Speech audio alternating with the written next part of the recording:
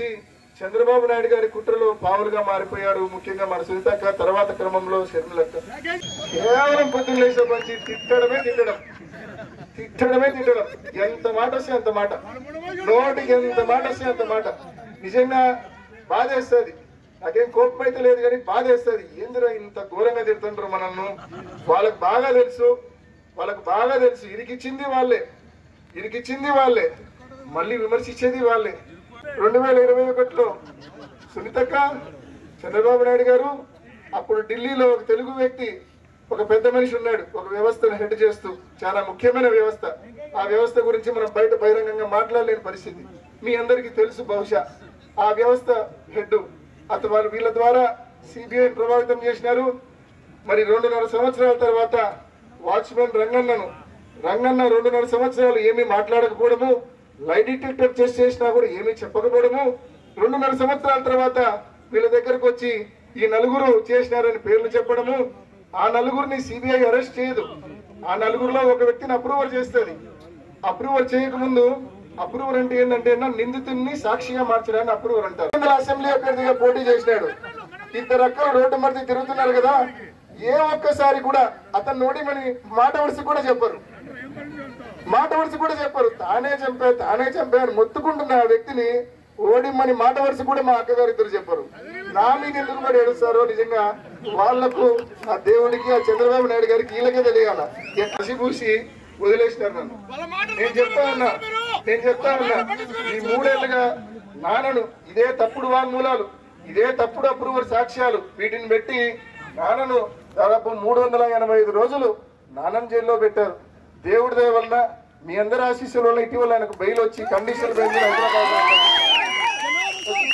నాన్న ఎటువంటి వాడో మీకు తెలుసు.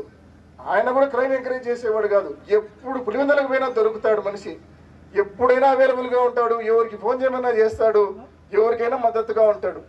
ఆయన నాశనం చేసి ఆయన జైల్లోకి పోయినప్పుడల్లా నేను చూడపోయినప్పుడల్లా ఒక మాట అనేవాడు, నేను జీవితంలో తెలిసి ఎవరికి ద్రోహం చేయలే, కానీ దేవుడు ఎందుకు నాకు ఇట్లా రాసి పెట్టినాడు నా జీవితాన్ని, మనం ఏ తప్పు మనం చేయలేదు, మనకెందుకు దేవుడు ఇట్లా రాసి పెట్టినాడు, ఏంది ఇది నాకేం అర్థం కావడం లేదని ఆయనకు ఆ సమాధానం దొరక్క పాపం చాలా ఇబ్బంది పడ్డాడు. ఆయన నాకున్న సమయంలోనే మాక్సిమం నేను కవర్ చేసే ప్రయత్నం చేసిన. మీ అందరికి గుర్తుంటుంది, కార్యకర్తకు జగనన్న భరోసా అనే ప్రోగ్రాం సిబిఆర్ డ్యామ్ దగ్గర పెట్టినాం. మనము ఉదయం 5:30కు మొదలు పెట్టినాం, రాత్రి 10:30 వరకు నేను నిలబడుకోండి మీ అందరూ. దేవుడు మనం తప్పు చేయకుంటే మనతో ఎప్పుడు ఉంటాడు. ఈ సమస్యలు అనేటివి వస్తాయి, అప్పుడప్పుడు కొన్ని అకారణంగా వస్తాయి. వచ్చినప్పుడు కూడా దేవుడి సమస్యల్లో మనతో తోడుగా ఉంటాడని కూడా నేను నమ్ముతున్న కారణం ఒకటి ఎవరెన్ని విమర్శలు చేసినా, ఎవరెన్ని మాటలన్నా కూడా తప్పకుండా గట్టిగా నిలబడతాం, గట్టిగా నిలబడి తీరుతాం. రాబోయే రోజుల్లో కూడా ఎదిరిస్తా, ఎవరినైనా ఎదుర్కొంటా. నా దగ్గర ధైర్యం ఉంది. తప్పకుండా రాబోయే రోజుల్లో మీ అందరి సహాయ సహకారాలతో అన్ని విషయాలు కూడా బయటికి వస్తాయి. ఎన్ని వేల అడుగుల లోతులో మీరు దాచిపెట్టినా కూడా ఏవి దాగవు, అన్ని బయటికి వస్తాయి. తప్పకుండా ఆ రోజు వీళ్ళు నాకు ఎలా క్షమాపణ చెప్తారో కూడా చూడాలా, ఖచ్చితంగా వినాలని కూడా నాకు వివేకం పెరిగిన మరణానికి కారణమైన వాళ్ళు తప్పకుండా బయటికి రాకుండా పోరు. 100% ఎస్టాబ్లిష్ అవుతుంది.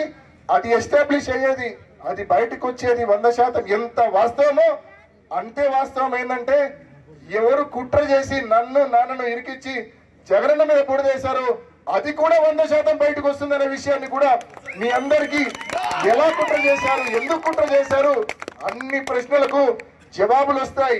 ఎలా వీళ్ళు కుట్ర చేశారు, ఎందుకు వీళ్ళు కుట్ర చేశారు, ఎవరిని కాపాడుకోవడానికి కుట్ర చేశారు, ఈ ప్రశ్నలన్నింటికి కూడా రాబోయే రోజుల్లో తప్పకుండా సమాధానాలు దొరుకుతాయి. రాజశేఖర రెడ్డి గారు జీవితం అంతా పోరాడారు టీడీపీతో, ఎల్లో మీడియాతో, చంద్రబాబు నాయుడుతో. అటువంటి టీడీపీ చేతిలో, అటువంటి ఎల్లో మీడియా చేతిలో, వారి కుట్రల్లో మీరు పావుగా మారిపోయారంటే మీరు రాజశేఖర రెడ్డి గారి వారసులా లేకుంటే చంద్రబాబు వారసులా, ఒక్కసారి మీరు ఆలోచన చేసుకోవాల్సిన అవసరం ఉందని చెప్పి వీళ్ళిద్దరికీ కూడా మనం అంతకంటే ఎక్కువ వాళ్ళ గురించి, వారు నా గురించి ఎంత వ్యంగ్యంగా, ఎంత వెటకారంగా, ఎంత నీచంగా మాట్లాడుతున్నారో అలా నేను మాట్లాడలేను. వాళ్ళ టార్గెట్ అలా ఒకటే, అవినాష్ ను కనుమరుగు చేస్తారంట.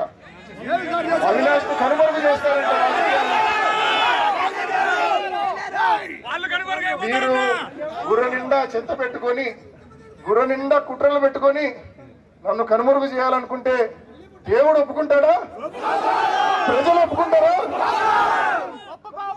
తప్పుడు వ్యక్తుల చేతుల్లోకి పోయి వీళ్ళు చేసే తప్పుడు పనులను ఏ ఒక్కరు సమర్థించారనే విషయాన్ని కూడా పేరు పేరున ప్రతి ఒక్కరికి తెలియజే. మా అక్కగారితో వీళ్ళందరితో పోరాడేందుకు తప్పకుండా శక్తిని మీరే ఇస్తారని చెప్పి కూడా పేరు పేరున మిమ్మల్ని అందరినీ మనవి చేసుకుంటూ, స్పష్టంగా చంద్రబాబు నాయుడు కాంగ్రెస్ పార్టీకి పెట్టిన టాస్క్ ఏంటంటే వైసీపీ ఓటు చీల్చండి, తద్వారా టీడీపీ కూటమికి లబ్ధి చేకూర్చండి. ఇది చంద్రబాబు పెట్టిన టార్గెట్. వాళ్ళ మా నమ్మకం నువ్వే జగన్, మా నమ్మకం నువ్వే జగన్, మా నమ్మకం నువ్వే జగన్, మా నమ్మకం నువ్వే జగన్,